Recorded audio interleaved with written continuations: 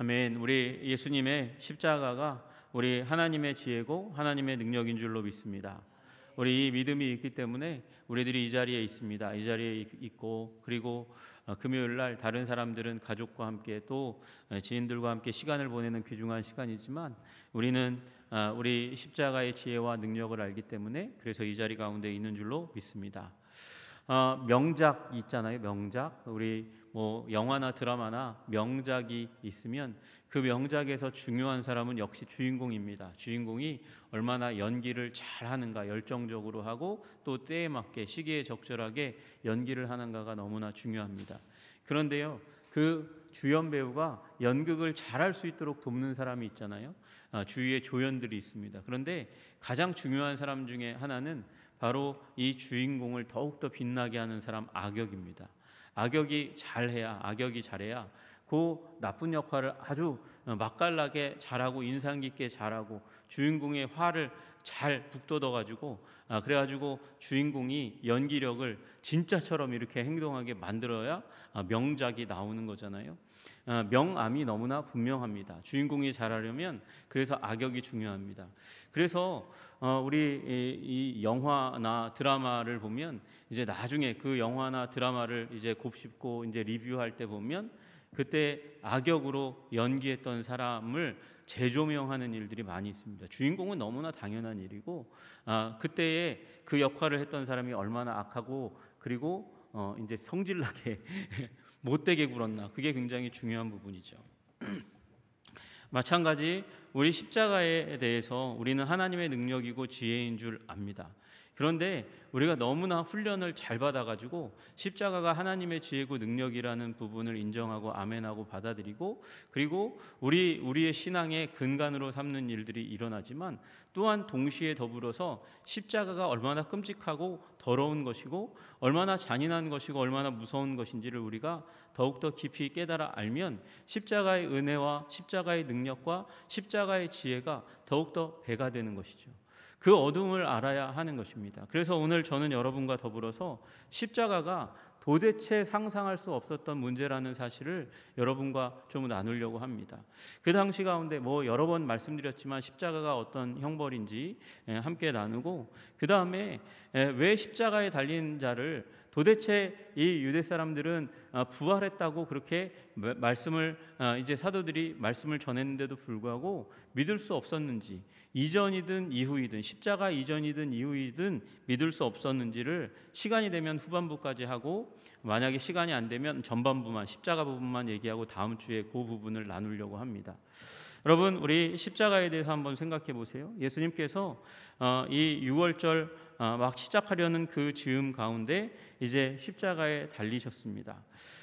이제 6월절 양들을 이제 도살할 채비를 갖추고 있는 그런 시간들이거든요.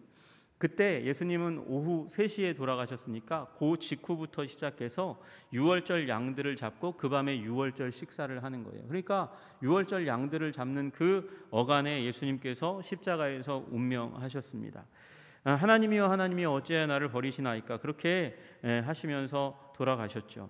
여러분, 그 당시에 이 수많은 사람들이, 디아스포라 유대인들이 그리고 이방인들 가운데서도, 헬라인 가운데서도 6월절을 지키기 위해서 많이들 모여들었습니다. 그 예루살렘은 이름 그대로 평화의 도시라고 그렇게 사람들이 하나님과의 평화, 하나님과의 화평을 구하면서 다가왔고, 그리고 예루살렘의 그 종교가 가져오는 그 놀라운 은혜 가운데 하나는 자유입니다. 죄책감으로부터의 자유, 죄로부터의 자유, 죄의 책망, 죄의 죄책으로부터의 자유, 그 모든 자유가 이제 대속죄일 또는 6월절 이렇게 이어지는 영적인 축제들 가운데서 이제 덜어질 것이라고 믿는 그 믿음 가지고 왔지만, 그러나 예루살렘은 자유의 도시가 아니었습니다. 왜 자유의 도시가 아닙니까? 오랫동안 로마의 속주로 그렇게 오랫동안 지배받아 왔기 때문에 그렇습니다.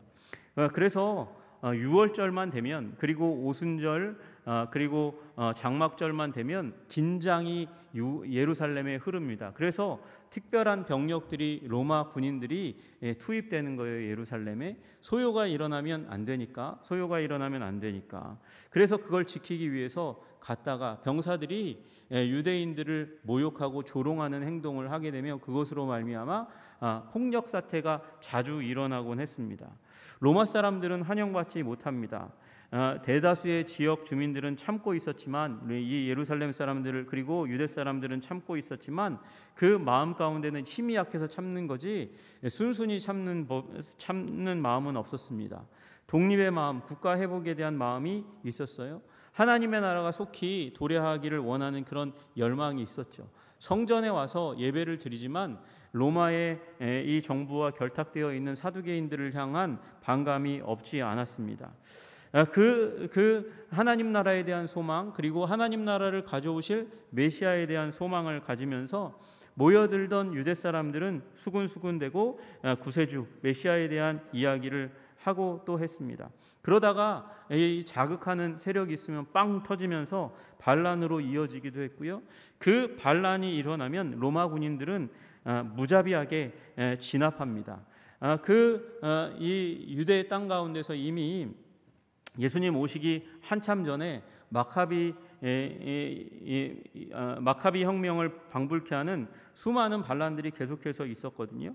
그때마다 주모자들을 처형하는 방법이 바로 십자가형이었습니다. 십자가형.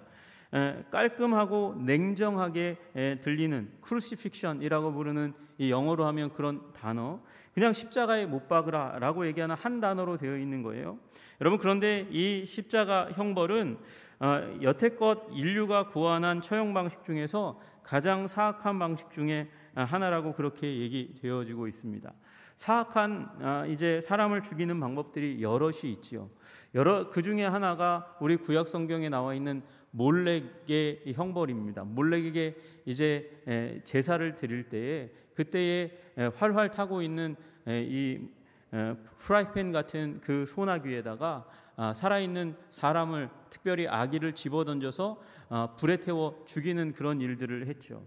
그리고 어떤 형벌 중에 하나는 이제 소의 형상을 한 그 안쪽에다가 사람을 집어넣고 그리고 밑에서 불을 떼서 그 안에서 죽이는 그런 방법도 있었습니다. 그러면 그 뜨거운 불에 이제 달궈지면서 그 큰 고통 때문에 소리를 지르는데, 이 소의 형상 안에 있는 소리가 밖으로 나갈 때는 그게 스피커 효과가 나가지고 어마어마한 잔인한 끔찍한 소리를 내서 사람들이 공포에 떨게 만드는 그런 일들도 있었습니다. 또 제가 몇 번 말씀드린 적이 있지만 강력한 형벌 중에 하나가 우리 로마서 7장 마지막 부분에 나오는 사망의 몸이라는 그런 형벌입니다. 이 형벌은 산 사람을 죽은 사람과 묶어서 그 죽음의 세력이 그 사람에게 옮아와서 산 사람을 이제 파고들어 썩게 만들어서 죽게 만들고 그 가운데 공포로 비명지르게 만드는 그런 형벌입니다. 십자가형은 굉장히 잔인한 그런 형벌입니다. 이것은 잔인하고 폭력적인 공권력의 상징입니다. 로마 정부가 자신의 정부에게 대드는 자들에게 얼마나 잔인하게 행동할 수 있는지를 보여주는 형벌의 방법이 바로 십자가였습니다. 십자가형을 당하고 나서 살아남은 사람은 단 한 사람도 없고, 그리고 이걸 주위 사람들이 보고 나면 이제 로마인들에게 저항하는 건 하면 안 되겠다, 그리고 단념하는 일들이 일어나게 됩니다. 왜요? 너무도 잔인하니까요. 너무도 끔찍하게 되니까요. 그래서 이 로마 정부에게 반항하면 어떻게 되는지를 뼈저리게 느끼게 하는 이 십자가 형벌, 그리고 거기에 걸려있는 시신들, 이것들을 보면 사람들이 다시는 로마 정부에 까불면 안 되겠다, 그렇게 생각하는 일들이 일어나는 거죠. 그래서 전시적인 효과가 있었습니다. 심지어는 로마 정부에게 대든 한 마을의 이 폭도들을 다 죽이고 수백에 이르는 그 사람들을 십자가에 걸어놓고 대로변에 걸어놓고 그리고 공포심을 심어주기도 했었습니다. 여러분, 이 십자가에 달리면 무슨 일이 일어나는지 사람들은 다 귀에 못이 박히도록 그렇게 들어왔고, 또 직접 보는 일들도 굉장히 많이 있었습니다. 십자가형의 시작은 죄수의 상반신을 벗기는 것부터 시작합니다. 벗깁니다. 그리고 거기에다가 채찍질을 합니다. 평범한 채찍은 우리 가족의 재산, 종이나 아니면 아들 자녀들에게 끔찍한 잘못을 했을 때 내리는 것이고요. 여기 나오는 채찍은 평범한 채찍이 아닙니다. 깨진 유리나 뼈, 금속 조각이 달려 있는 것입니다. 그래서 한번 내리치면 살에 박히고, 그리고 박힌 것을 이제 빼내기 위해서 힘껏 잡아당기면 살집과 함께 피가 튀는 채찍이 바로 여기 예수님에게 가해졌던 채찍입니다. 채찍에 맞은 죄수의 등은 그래서 갈기갈기 찢어집니다. 상처가 나고 심지어 척추뼈가 드러나는 일들도 일어났습니다. 옆구리에 맞으면 갈비뼈가 드러나는 일들까지 있었습니다. 그런 다음에 이 처형장까지 십자가를 지고 가야 했습니다. 십자가의 그 십자가 모양이 아니라 파티볼룸이라고 부르는 십자가의 가로대를 지고 가야만 했었습니다. 그 십자가를 지고 가서 나중에 그 형벌장에 있는 우리로 따지면 골고다, 갈보리에 있는 그 십자가의 중심 기둥과 함께 결합해서 그래서 이제 세우고 꼽아놓고 그리고 죽을 때까지 기다리는 것이 바로 십자가 형벌이었습니다. 그래서 십자가 형벌장까지 그 가로대를 메고 가야만 했습니다. 여러분, 이 가로대만 해도 한 사람의 성인의 무게만큼 되는 것인데 이 등이 온통 상처로 가득해 있는 그 상황 가운데 지고 가야 하잖아요. 상처를 안 건드릴 수가 없는 것이죠. 그래서 지고 가는 내내 고통으로 몸부림쳐야만 했습니다. 게다가 우리 예수님은 가시면류관을 쓰셨습니다. 안경 쓴 사람이 겨울에 가장 고생하는 것 중에 하나가 이제 마스크를 쓰면 그 김 때문에 시야가 가려지는 것입니다.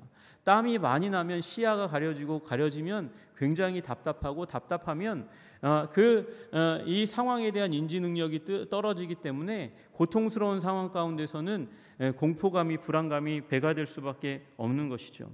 예수님의 시야를 붉은 이 땀이 아니라 피 줄기가 가리워서 그래서 예수님을 답답하게 했고 더 심리적으로 불안하게 했을 것입니다.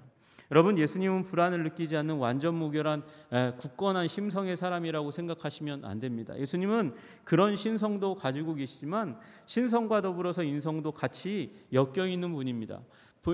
완전한 하나님이심과 동시에 완전한 사람이시고 그리고 그 둘은 불갑을 분리할 수 없는 것입니다.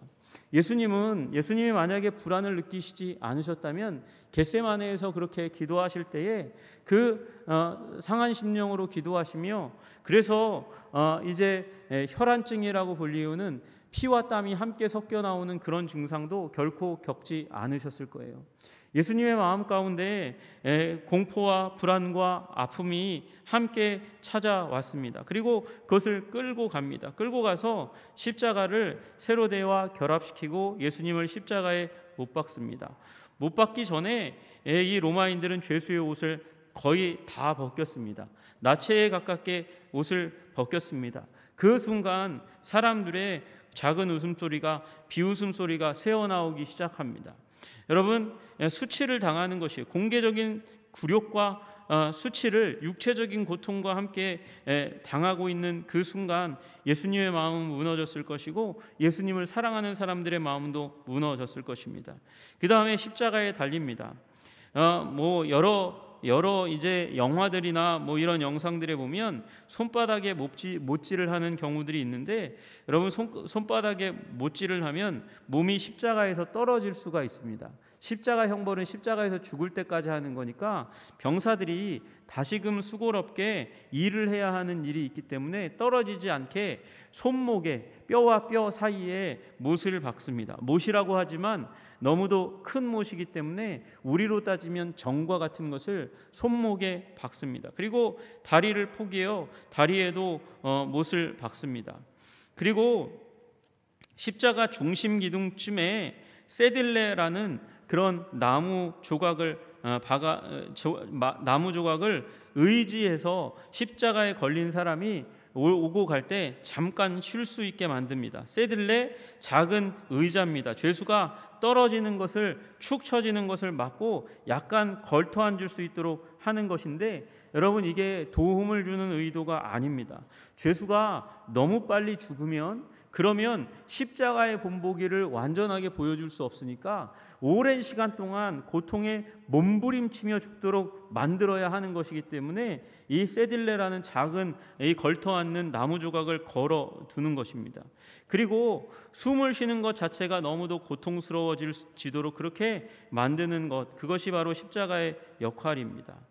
여러분, 이 십자가는 그만큼 이 보는 사람들이 옆에서 끔찍해서 고개를 돌릴 만큼 그렇게 수치스럽고 그리고 잔인한 형벌이었습니다. 여러분, 이 세상에, 이 지금 이 시대의 기준으로 봐서도 이 십자가형은 무자비하고 냉소적이고 그리고 강력한 형벌이었습니다. 끔찍하고 비참합니다. 요새의 기준이라고 얘기하는 건 뭐냐면요, 여러분, 길들여져 있다는 거예요. 잔인한 영상에 길들여져 있는 세대라는 것이죠. 여러분, 이 시대에 얼마나 많은 영상들이 잔인한 것을 그대로 내보내는지 모릅니다.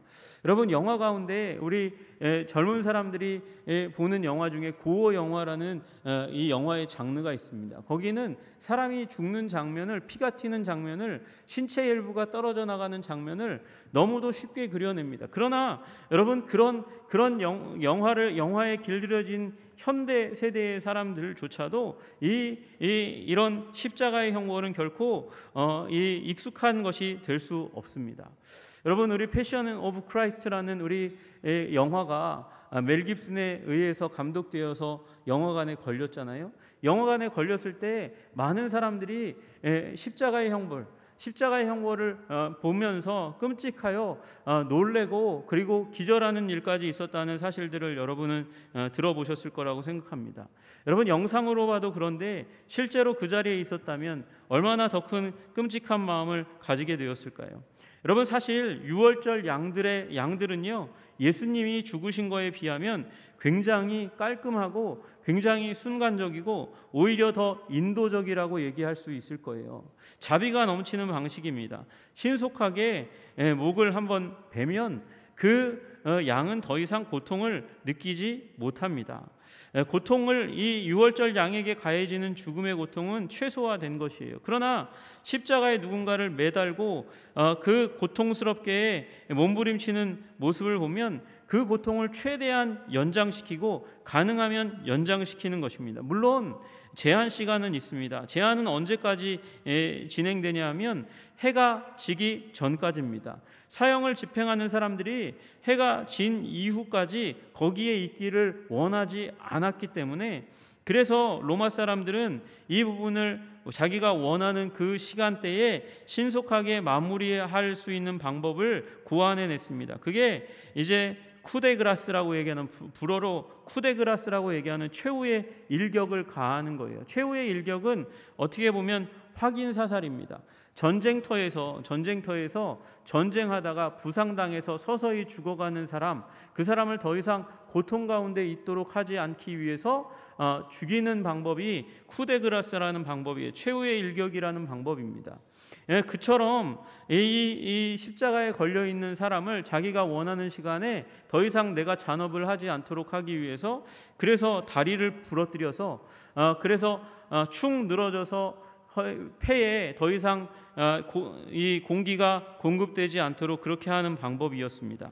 그래서 가슴에 압박이 이루어지도록 하는 그 방법, 빠르게 죽음에 이르도록 하는 방법이 십자가의 방법이었고, 또 다른 방식 중에 하나는 우리 심장이 터지도록, 심장이 파열되도록 하는 그 결과를 낳도록 하는 방법이 십자가의 방법이었습니다. 이 비참한 상황이 이 로마 군병들에 의해서 예수님과 좌우에 걸린 사람들에게 이제 가해지게 되는 것이죠. 3명의 죄수가 그 십자가에 걸려서 자신의 몸의 무게에 짓눌려서 하나같이 몹시 그렇게 휘청휘청대고 힘들어하고 몸부림을 칩니다. 그렇게 하다가 한 사람이 이 상태가 매우 좋지 않은 듯 그렇게 이제 십자가 위에서 그렇게 몸부림을 치면서 운명하게 됩니다. 그리고 좌우에 있는 사람들은 여전히 조금 힘이 있었던 것 같아요. 그래서 이 로마 군병이 가서 그 둘의 다리는 부러뜨렸습니다. 로마 군병들은요, 전문가들입니다. 이 전쟁에서 성패가 어디에 옵니까? 자기가 공격해서 완전히 확실하게 죽여야 승리가 이어지고요. 이 죽음에 대한 부분, 생사에 대한 부분을 분명하게 가리지 못하면 나중에 자신이 또 공격받을 수 있는 위기 상황에 처할 수 있기 때문에 죽이는 것을 확실히 하는 사람이 로마의 군병들이었습니다. 그래서 싸움의 전문가들이고 전쟁의 전문가들이고 사람의 생명이 그 몸에 있는지 붙어 있는지 아닌지를 구별하는 사람들이 바로 이 로마의 군병들이었습니다. 그래서 두 사람이 오래 걸릴 것 같으니까 그의 다리를 깨뜨려서 부서뜨려서 그리고 죽음에 이르게 했습니다. 그런데 둘을 부러뜨리고 나서 아마 신호에 의해서였을 거예요. 그 사형을 집행하는 그 가운데 책임자가 고개를 들어서 이 로마 병사들에게 눈짓을 주고 고갯짓을 하고 신호를 주었을 때 그들이 죽었는지 아닌지 확인하고 좌우 병사들이 숨이 붙어 있고 오래 갈 거 그거 계산해서 다리를 부러뜨렸을 것입니다. 그리고 이제 가운데에 있는 예수님이 걸린 그 십자가에 다다랐을 때는 예수님이 미동조차 없다는 사실을 알게 되었습니다. 우리 예수님이 죽음의 때에 이르러서 여러분 다 아시다시피 예수님께서 이제 소리 지르셨습니다. 하나님이여 하나님이여 어찌하여 나를 버리셨나이까. 엘리 엘리 라마 사박다니 그렇게 외치셨고, 그리고 내 영혼을 주님께 맡깁니다 그렇게 기도하시는 기도의 그 외침과 그리고 다 이루었다 테텔레스타이라고 외치시는 그 외침 가운데서 예수님이 운명하셨고, 그 로마의 병사들은 가서 예수님의 죽음을 확인했습니다. 사람들 중에 일부는 그때 예수님이 죽은 것 같았지만 죽지 않았다, 죽은 것 같았지만 죽지 않았고 그래서 내려진 다음에 회복되어서 그래서 완전히 죽지 않은 분이 무덤에서 나와서 부활의 소식을 전한 것이다, 그런 이제 소설을 씁니다. 여러분, 십자가 형벌이 그렇게 만만한 형벌이 아닙니다. 십자가의 형벌 당하고 그 로마의 군병들이 결코 그것을 간과하고 무시하고 넘어갈 만한 것이 아니라는 사실을 우리는 기억해야 합니다. 로마 군병들은 확실히 예수님이 죽은 것을 확인했고요.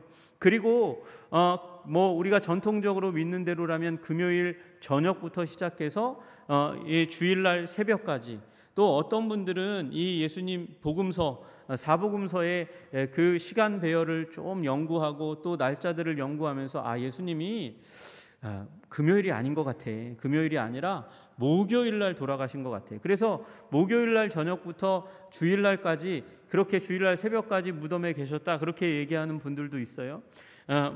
이런 여러 가지 의견들 속에서 최소한 금요일 저녁부터 주일날 새벽까지 예수님은 무덤 가운데 있었고, 그 기간만큼은 로마 군병들이 분명히 그 자리를 지켰습니다.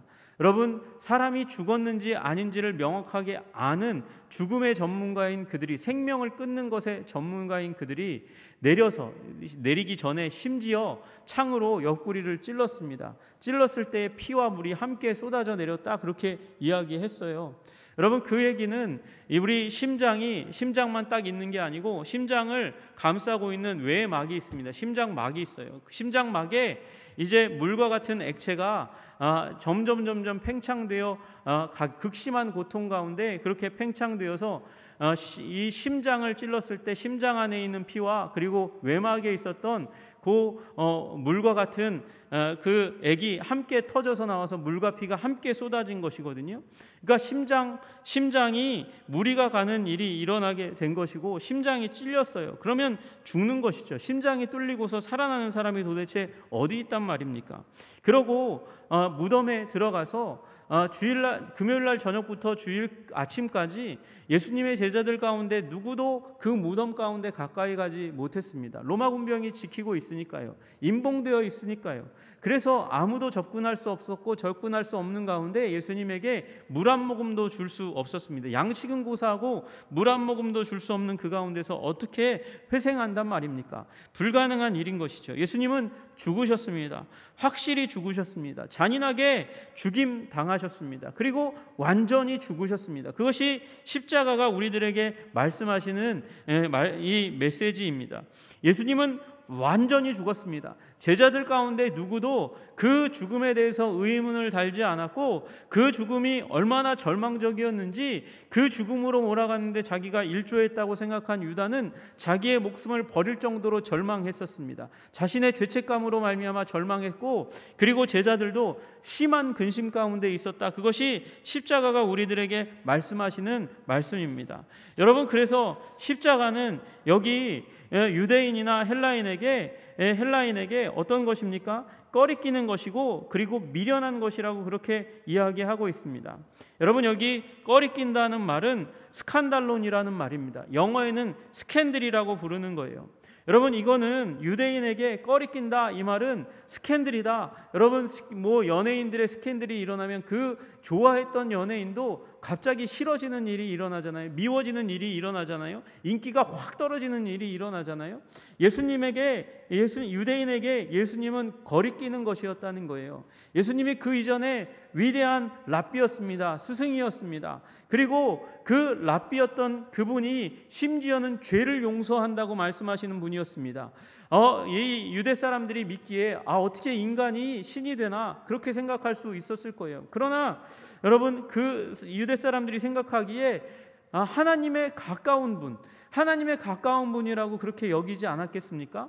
하나님에 가깝다고 주장했던 사람들이 누굽니까? 사두개인과 바리새인들 아닙니까? 그런데 사두개인과 바리새인과 다르게 예수님의 말씀에는 권위가 있었잖아요. 그러니까 그들보다 더 하나님께 가까운 분이라고 사람들은 여기던 존재가 바로 예수님이었어요. 그 예수님이 지금 십자가에 달려 죽은 거예요. 죽어가다가 죽으신 거예요. 그러니까 사람들은 이분을 하나님의 메신저라고, 메시아라고, 다윗의 자손이라고 거의 믿었거든요. 거의 믿었는데 이 십자가 사건으로 말미암아 완전히 냉담하게 되는 거예요. 등을 돌리는 거예요. 예수님이 메시아라고, 메시아가 도대체 저렇게 될 수는 없어. 스캔들에 휘말려가지고 거침돌이 되어서 예수님을 메시아라고 또는 좋은 선생이라고 결코 여길 수 없는 것이죠.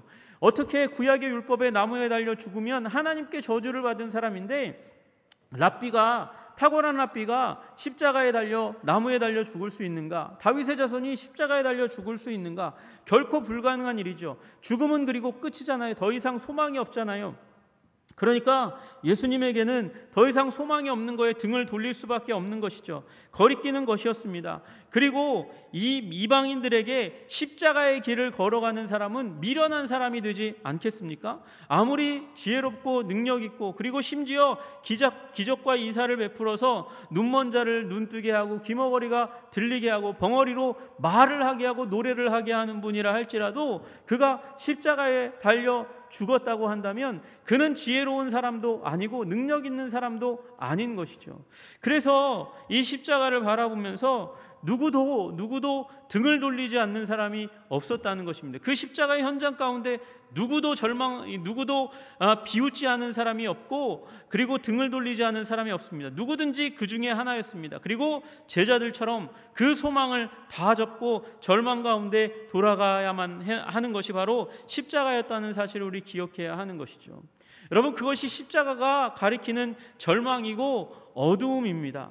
그 절망과 어두움을 잃지 않으면 여러분, 주일날 아침 초실절에 예수님께서 잠자는 자들의 첫 열매가 되셔서 부활하신 것의 기쁨을 알 수가 없는 거예요. 그 놀라움을 알 수가 없는 거예요. 그 환희를 알 수가 없는 것입니다.